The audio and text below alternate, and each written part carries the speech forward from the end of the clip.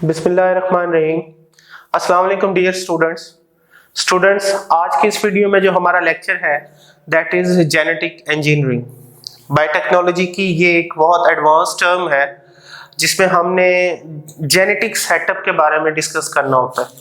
तो आइए देखते हैं सबसे पहले इसका नाम क्या है, नाम का मतलब क्या है। जेनेटिक में इतना लफ्ज है जीन, ठीक है, उसको मैं सेपरेट करता हूं जीन और इंजीनियरिंग।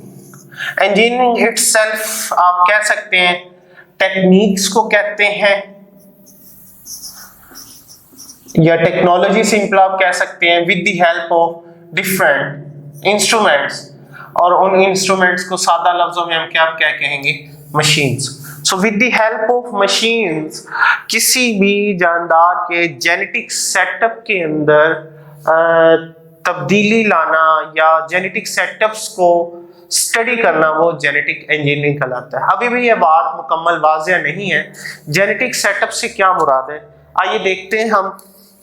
सबसे पहले एक बात जो अहम है वो क्या है कि किसी भी जानदार का जो सेल होता है उसका जो सबसे इम्पोर्टेंट हिस्सा होता है उसे हम न्यूक्लियस कहते हैं, ओके। और न्यूक्लियस के अंदर थ्रेड लाइक स्ट्रक्चर्स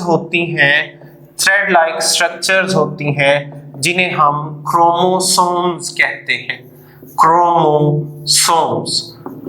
अब इससे आगे चलते हैं तो इन क्रोमोसोम्स के अंदर भी कुछ सेटअप्स होते हैं।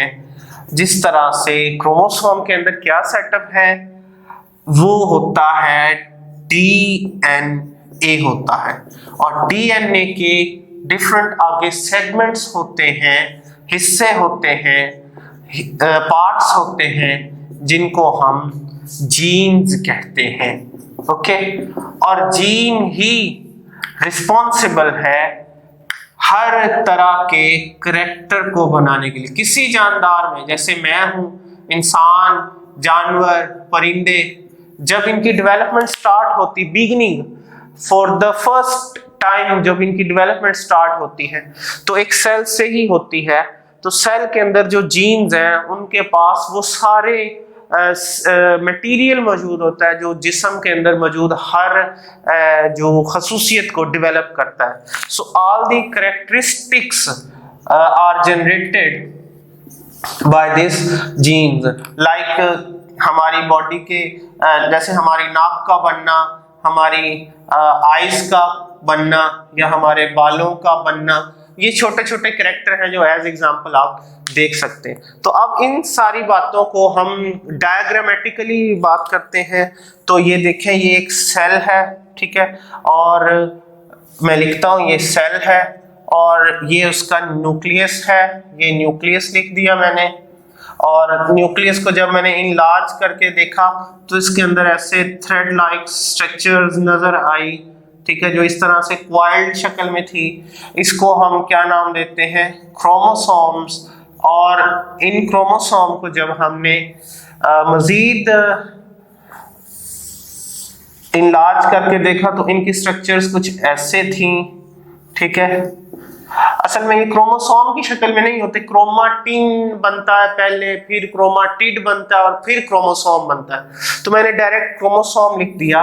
और इस क्रोमोसोम यानी ये है हमारा क्रोमोसोम असल में, और इस क्रोमोसोम के अंदर वो पोर्शंस मौजूद होते हैं जो पूरे जानदार के कैरेक्टरिस्टिक्स को जनरेट करते हैं।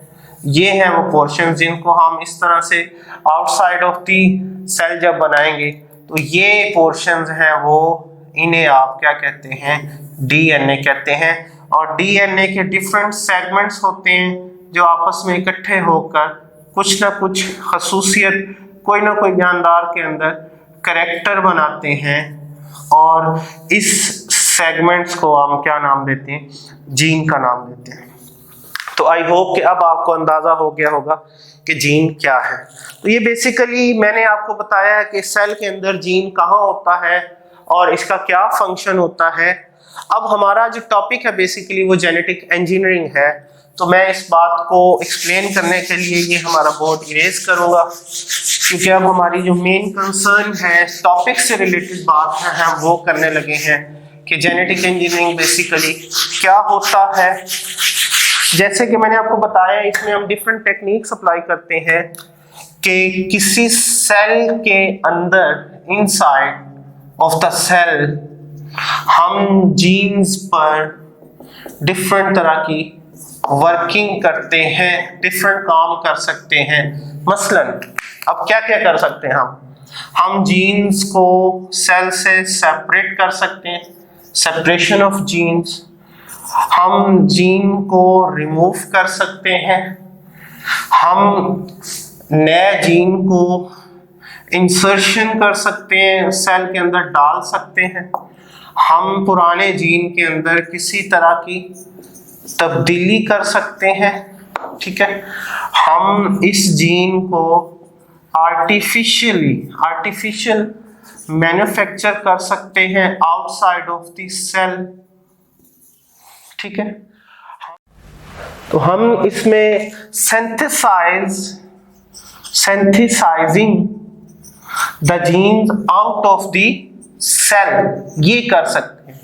अब ये कुछ खूबियां हैं जो जेनेटिक इंजीनियरिंग की बदौलत हम कर सकते हैं जीन्स के साथ, कि हम किसी जीन को सेल से निकाल सकते हैं, कुछ जीन्स वहां पे नया इंट्रोड्यूस कर सकते हैं, सेपरेट करना अलहदा कर सकते हैं, और रिमूव करना कि बिल्कुल परमानेंटली रिमूव कर सकते हैं, खत्म कर सकते हैं, या उसमें बदलाव ला सकते हैं, या आर्टिफिशियल मैन्युफैक्चर कर सकते हैं, या सेल से बाहर निकाल कर उसको तैयार कर सकते हैं। ये सब कुछ हम जीन्स के साथ कर सकते हैं, इसीलिए हमने ये टर्म दिया है जेनेटिक इंजीनियरिंग। अब सवाल ये है कि हम ये सारा करते क्यों हैं? तो इसका एक ही आंसर है, ताकि हम या तो न्यू कैरेक्टर, किसी जानदार के अंदर न्यू कैरेक्टरिस्टिक्स डेवलप कर सके, नई कैरेक्टरिस्टिक्स। जाहिर सी बात है, अगर हम किसी जानदार के जीन्स के सेटअप को डिस्टर्ब कर रहे हैं या चेंज कर रहे हैं, तो उससे नया सेटअप जो बनाएंगे उसकी कैरेक्टरिस्टिक्स चेंज होंगी। साथ ही साथ जो कुछ ऐसे करैक्टर हैं जो लाइक बीमारी हो सकती है किसी एक जीन के सेटअप में, तो उन डिजीजेस को हम वो डिजीजेस वाले जीन्स को आप रिप्लेस कर सकते हैं, जिससे वो बीमारियां जो एक नस्ल से दूसरी नस्ल में ट्रांसफर होती हैं, जिन्हें आप जेनेटिक डिसऑर्डर्स कहते हैं, उन जेनेटिक डिसऑर्डर्स को आप रोक सकते हैं, प्रिवेंट कर सकते हैं कि वो अगली नस्ल में ना जाए। तो ये है इस जेनेटिक इंजीनियरिंग का काम, कि ये सब कुछ हम जीन्स पर क्यों करते हैं। अब ये जो काम है ये आज का नहीं है, कहते हैं कि सबसे ज्यादा ये शुरू हुआ था 1970s में, आज तो उससे भी ज्यादा हो रहा है, लेकिन जो इब्तिदाई सतह पर 1970s में ये स्टार्ट हुआ था, जब फर्स्ट टाइम वो इस काबिल थे कि किसी डीएनए के सेटअप में से किसी जीन को वो काट भी सकते थे, रिप्लेस भी कर सकते थे, और रिमूव भी कर सकते थे। ये सब कुछ काम कर रहे थे, और फिर ये ट्रांसफर भी कर सकते थे। अब ट्रांसफर का जब जिक्र आया तो उसका क्या मुराद है कि फर्ज करें ये ह्यूमन सेल है और उसमें से ये क्रोमोसोम लिया हमने, और ये क्रोमोसोम है और उसके अंदर ये डीएनए है, तो इसका कोई खास सेगमेंट उठा लिया, ये एक खास सेगमेंट मैंने ले लिया, ऐसे शो कर देता हूं, और आगे कोई और सेल है, लाइक स्पेशली बैक्टीरिया का कुछ सेल है, तो बैक्टीरिया के सेल में मैंने ये इंट्रोड्यूस कर दिया। अब ये है ह्यूमन जीन, किसी भी चीज का हो सकता है, किसी भी कैरेक्टरिस्टिक्स को बनाने का जिम्मेदार हो सकता है। इस ह्यूमन जीन को मैंने बैक्टीरिया के अंदर इंट्रोड्यूस करवाया, और बैक्टीरिया का अपने डीएनए होता है। तो अब आप देखें, जब ये ह्यूमन जीन इसके डीएनए के साथ मिलेगा, तो इसका जो डीएनए है वो चेंज हो जाएगा, उसका जेनेटिक सेटअप में आपने कुछ नया इंट्रोड्यूस कर दिया है। इस जो नया सेटअप बनेगा इसे बोलेंगे रिकॉम्बिनेंट डीएनए, और यही वजह होगी कि आप वो ह्यूमन जीन जो है वहां से आपने रिमूव किया या सेपरेट किया और यहाँ इंट्रोड्यूस करवाया, तो उसकी वजह से इस पूरे बैक्टीरिया के एक सेल के अंदर मॉडिफिकेशन हो जाएगी।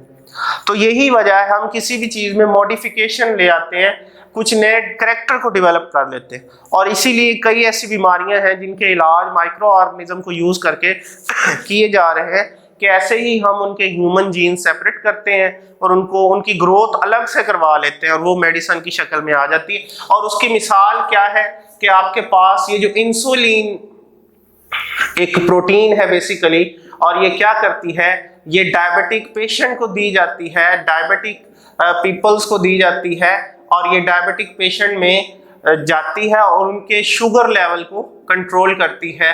तो ये जो इंसुलिन है ये कैसे बनाई गई है? अब सवाल ये कि कैसे बनाई गई है, तो आप कहेंगे ये सब कुछ जो है ये जेनेटिक इंजीनियरिंग के नॉलेज के बदौलत है। क्यों? क्योंकि ये इंसान का जीन, इंसुलिन का जीन एक बैक्टीरिया के अंदर इंट्रोड्यूस किया जाता है और वहां से बैक्टीरिया अपने अंदर उस इंसुलिन को जनरेट करते हैं, बनाते हैं, और वो इंसुलिन मेडिसिन की शक्ल में हम फिर डायबिटिक पेशेंट को देते हैं जिससे उनकी डायबिटीज ठीक होती है। तो पहली बात कि हम करते क्यों हैं, नए कैरेक्टर डेवलप करने के लिए, या कुछ पुराने ऐसे कैरेक्टर जो बीमारी की शक्ल में एक नस्ल से दूसरी नस्ल में ट्रांसफर होते हैं उनको रिमूव करने के लिए, और फिर बहुत सी मेडिसिन डेवलप करने के लिए या बहुत सी फायदेमंद प्रोडक्ट्स बनाने के लिए हम ये सब कुछ जेनेटिक इंजीनियरिंग की मदद से ये करते हैं। तो ये है जेनेटिक इंजीनियरिंग का सारा नॉलेज। उम्मीद करता हूँ कि आप बच्चों को अच्छे से ये समझ में आया होगा। ठीक है, आपके लेवल पर इतनी ही बातें हैं जो हमने आज डिस्कस की हैं। इसका नेक्स्ट टॉपिक जो हम अपनी नेक्स्ट वीडियो में डिस्कस करेंगे, तब तक के लिए अल्लाह हाफिज।